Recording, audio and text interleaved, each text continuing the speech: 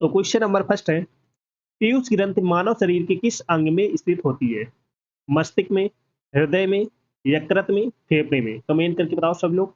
पीयूष ग्रंथि मानव शरीर के किस अंग में स्थित होती है? तो ये स्थित होती है मस्तिष्क में। कहाँ पर स्थित होती है? मस्तिष्क में स्थित होती है। तो ऑप्शन नंबर ए करेक्ट हो जाएगा। याद रखना, पीयूष ग्रंथि मानव शरीर के किस अंग में स्थित होती है? मस्तिष्क में। तो ए आंसर राइट हो जाएगा। नेक्स्ट क्वेश्चन है, हमारे वायुमंडल में कार्बन डाइऑक्साइड CO2 की मात्रा लगभग कितनी होती है? कमेंट करके बताओ सब लोग, कितनी होती है?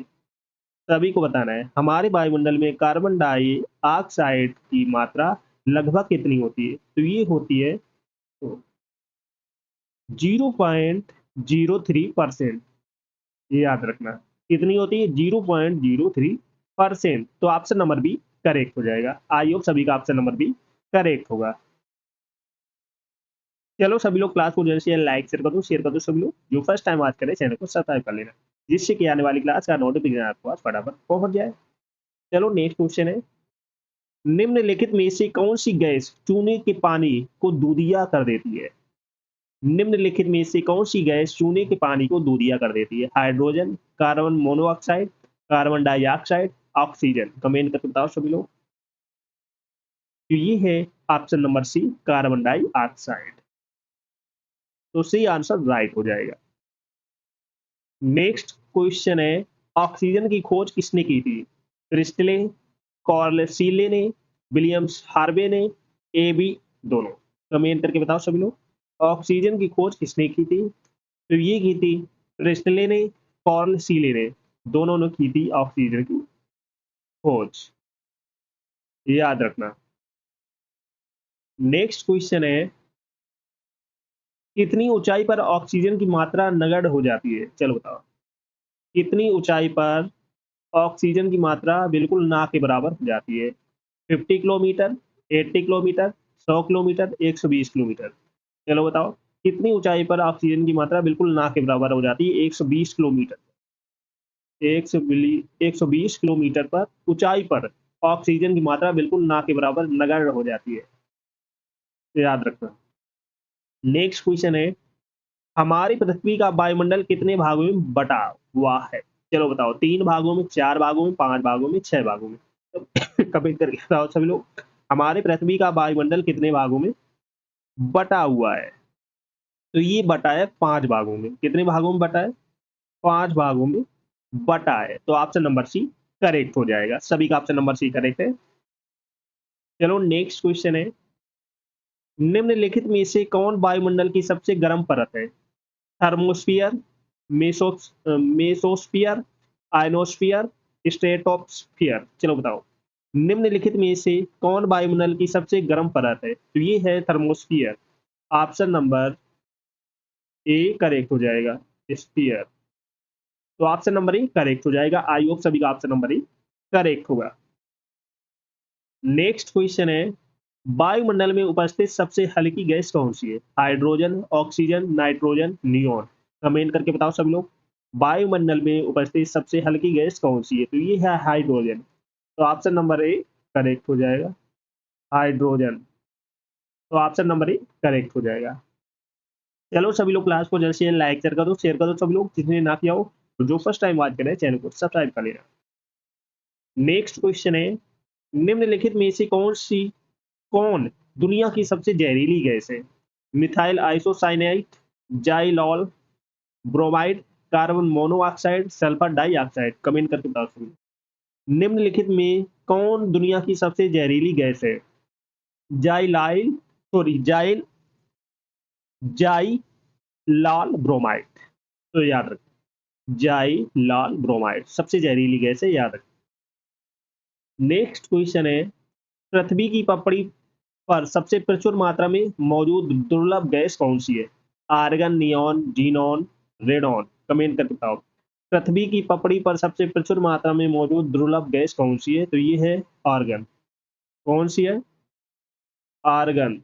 आर्गन गैस मौजूद है। नेक्स्ट क्वेश्चन है,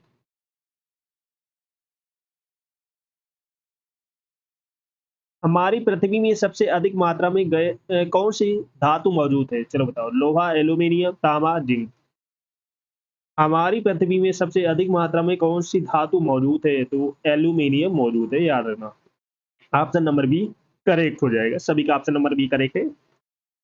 नेक्स्ट क्वेश्चन है, निम्नलिखित में से कौन एक जैविक अम्ल है? कमेंट करके बताओ। कमेंट करके बताओ सभी लोग। निम्नलिखित में कौन एक जैविक अम्ल है? कार्बनिक अम्ल, नाइट्रिक अम्ल, सल्फ्यूरिक अम्ल, ऑक्सैलिक अम्ल। कमेंट करके आप सभी को बताना है। तो ये है ऑक्सैलिक अम्ल। ऑप्शन नंबर डी करेक्ट हो जाएगा। आई होप सभी का ऑप्शन नंबर डी करेक्ट होगा। नेक्स्ट क्वेश्चन है, हमारे मुंह के पार्श्व भाग स्थित टॉन्सिल का मुख्य कार्य क्या है? चलो बताओ। लार का निर्माण करना, रोगाणुओं का विनाश करना, हार्मोन्स का स्राव करना, खमीर का स्राव करना। कमेंट करके बताओ सभी लोग। हमारे मुंह के पास भाग में स्थित टॉन्सिल का मुख्य कार्य क्या है? रोगाणुओं का विनाश करना। तो ऑप्शन नंबर बी करेक्ट हो जाएगा। सभी का ऑप्शन नंबर बी करेक्ट है। नेक्स्ट क्वेश्चन है, दो या दो से अधिक धातुओं के मिश्रण को क्या कहा जाता है? अमलगम, क्षारीय धातु, उत्कृष्ट धातु, मिश्र धातु। क्या कहा जाता है? दो या दो से अधिक धातुओं के मिश्रण को क्या कहा जाता है? तो ये कहा जाता है मिश्र धातु। क्या कहा जाता है? यार, मिश्र धातु कहा जाता है। तो ऑप्शन नंबर डी करेक्ट हो जाएगा। नेक्स्ट क्वेश्चन है, निम्नलिखित में से किसकी आयु का पता लगाने के लिए रेडियो कार्बन डेटिंग का उपयोग किया जाता है? हवनों की, जीवाश्म की, पत्थर की, शिशुओं की। कमेंट करके बताओ सभी लोग। निम्नलिखित में से किसकी आयु का पता लगाने के लिए रेडियो कार्बन डेटिंग का उपयोग किया जाता है? जीवाश्म के। तो ऑप्शन नंबर बी करेक्ट हो जाएगा। आई होप सभी का ऑप्शन नंबर बी करेक्ट होगा। नेक्स्ट क्वेश्चन है, यदि लाल रंग और हरे रंग का आपस में मिला दिया जाए तो कौन सा रंग बनेगा? पीला, लाल, सफेद, मैजेंटा। कमेंट करके बताओ। यदि लाल रंग और हरे रंग को आपस में मिला दिया जाए तो कौन सा रंग बनेगा? पीला बनेगा। तो याद रखना, येलो बनेगा। येलो रंग। लाल रंग और हरे रंग को आपस में मिला दिया जाए तो येलो रंग बनेगा, पीला बनेगा। ये याद रखना। नेक्स्ट क्वेश्चन है, पशुओं में किसके कारण खुरपका और मुंहपका रोग होता है? जीवाणु, प्रोटोजोआ, विषाणु, कीट। कमेंट करके बताओ। पशुओं में किसके कारण खुरपका और मुंहपका रोग होता है? विषाणु के कारण। किसके कारण होता है? विषाणु के कारण खुरपका और मुंहपका रोग होता है।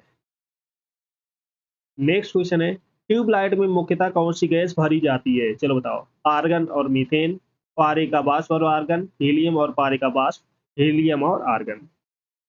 ट्यूबलाइट में मुख्यतः कौन सी गैस भरी जाती है? तो ये भरी जाती है पारे का वाष्प और आर्गन।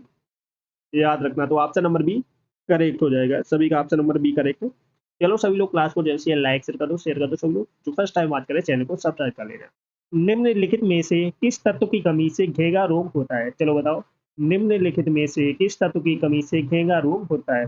नाइट्रोजन की कमी से, कैल्शियम की कमी से, फास्फोरस की कमी से, आयोडीन की कमी से। कमेंट करके बताओ। बहुत अच्छा क्वेश्चन है।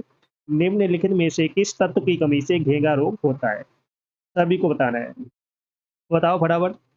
तो किसकी कमी से होता है घेंगा रोग? आयोडीन की कमी से। आयोडीन की कमी से घेंगा रोग होता है। तो ऑप्शन नंबर डी करेक्ट हो जाएगा। सभी का ऑप्शन नंबर डी करेक्ट है। चलो नेक्स्ट क्वेश्चन है, पावर ट्रांसफार्मर की कार्य प्रणाली का सिद्धांत किस नियम पर आधारित है? चलो बताओ। पावर ट्रांसफार्मर की कार्य प्रणाली का सिद्धांत किस नियम पर आधारित है? फैराडे के नियम पे, हुक के नियम पे, न्यूटन के नियम पे, आइंस्टीन का सिद्धांत। चलो बताओ सभी लोग। कौन सा ऑप्शन करेक्ट होगा? तो ये नियम है फैराडे के नियम। फैराडे का नियम पर आधारित है। तो याद रखना। आई होप सभी का ऑप्शन नंबर ही करेक्ट होगा। सभी का ऑप्शन नंबर ही करेक्ट है। चलो सभी लोग क्लास को जल्द से जल्द लाइक शेयर कर दो सभी लोग, जिसने ना किया हो तो जो फर्स्ट टाइम वॉच करें चैनल को सब्सक्राइब कर लेना।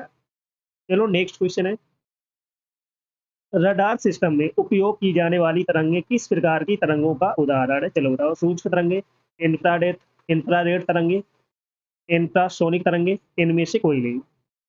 चलो बताओ सभी लोग, रडार सिस्टम में उपयोग की जाने वाली तरंगे किस प्रकार की तरंगों का उदाहरण है?